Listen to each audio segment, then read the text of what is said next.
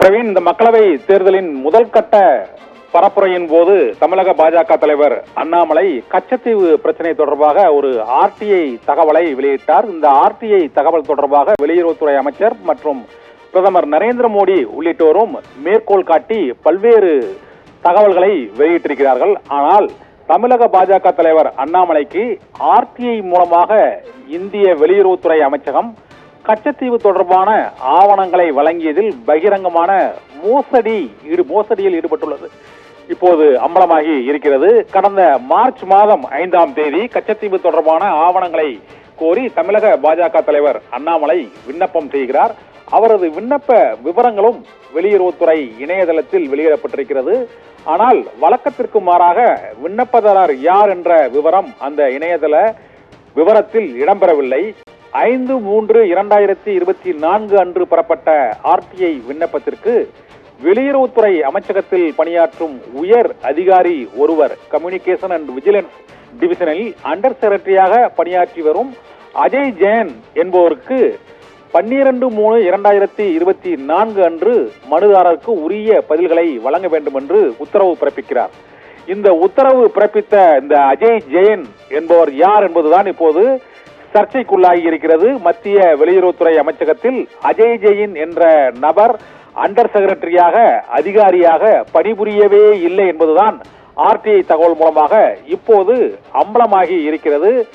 மத்திய வெளியுறவுத்துறை அமைச்சகத்தின் விஜிலன்ஸ் பிரிவில் அண்டர் செக்ரட்டரியாக அஜய் ஜெயின் என்பவர் பணியாற்றவே இல்லை என்றால் அந்த ஆர்டிஐ தகவல்களை தமிழக பாஜக தலைவர் அண்ணாமலைக்கு வழங்கியது யார், அஜய் ஜெயினுக்கு உத்தரவிட்டது யார் என்ற பல்வேறு கேள்விகள் தற்போது எழுந்துள்ளது.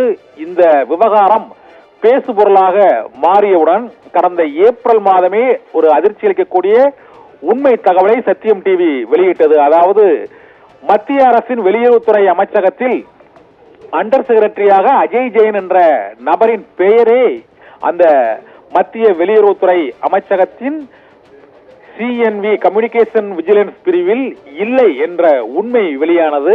இந்த சூழ்நிலையில்தான் அரசியல் ஆதாயத்திற்காக பாரதிய ஜனதா கட்சி வெளியுறவுத்துறை அமைச்சகத்தின் துணையுடன் மெகா மோசடியில் ஈடுபட்டிருக்கிறதோ என்ற சர்ச்சை சந்தேகம் ஏற்பட்டிருக்கிறது. இதற்கு வெளியுறவுத்துறை அமைச்சகம் அளித்துள்ள பதிலின்படி மத்திய அரசின் வெளியுறவுத்துறை அமைச்சகத்தில் கம்யூனிகேஷன் அண்ட் விஜிலன்ஸ் டிவிஷனில் மோனிகா அகர்வால் மற்றும் சீல்மணி ஆகிய 2 நபர்கள் மட்டுமே இப்போது அண்டர் செக்ரட்டரியாக பணியாற்றி வருகிறார்கள். அஜய் ஜெயன் என்பவர் அங்கு அண்டர் செக்ரட்டரியாக பணியாற்றவில்லை என்ற தகவலை ஆர்டிஐ மூலமாக எழுப்பப்பட்ட கேள்வியின் மூலமாக தெளிவுபடுத்தி இருக்கிறது.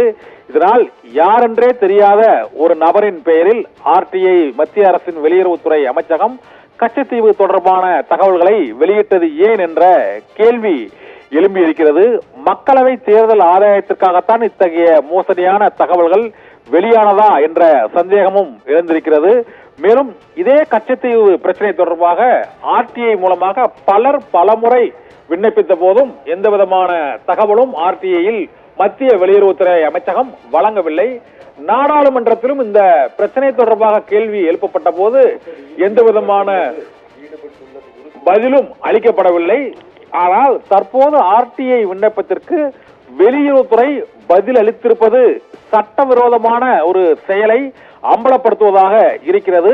அதுவும் மக்களவை தேர்தலின் முதல் கட்ட பிரச்சாரத்தின் போது போலியான ஒரு நபரின் பெயரில் உத்தரவிடப்பட்டு அண்டர் செக்ரட்டரி என்ற பதவியிலேயே இல்லாத ஒரு நபரின் பெயரில் அஜய் ஜெயின் என்ற நபரின் பெயரில் இந்த தகவல்களை அளித்தது ஏன் என்ற கேள்வியும் தற்போது நாடு முழுவதும் எழுந்திருக்கிறது. மக்களவை தேர்தல் ஆதாயத்திற்காக மத்திய வெளியுறவுத்துறையும் பயன்படுத்தப்பட்டதா என்ற கேள்வி தற்போது எழுந்திருக்கிறது. இந்த மோசடி மற்றும் முறைகேடான தகவல்கள் தமிழக பாரதிய ஜனதா கட்சியின் தலைவர் அண்ணாமலை அந்த கச்சத்தீவு பிரச்சனை தொடர்பாக வெளியிட்ட அந்த செய்திகளுக்கு என்ன ஆதாரம், ஏன் அதை வெளியிட்டார்கள் என்று பல்வேறு சர்ச்சைகள் எழும்பியுள்ள இந்த சூழ்நிலையில் வெளியுறவுத்துறை மத்திய பாஜக அரசின் அரசியல் ஆதாயத்திற்காக பயன்படுத்தப்பட்டதா என்ற குற்றச்சாட்டும் இப்போது முன்வைக்கப்படுகிறது. இந்த சர்ச்சைகளுக்கு விரைவில் பதிலளிக்க வேண்டிய நிர்பந்தத்தில் மத்திய வெளியுறவுத்துறை தள்ளப்பட்டிருக்கிறது. பிரவீன்.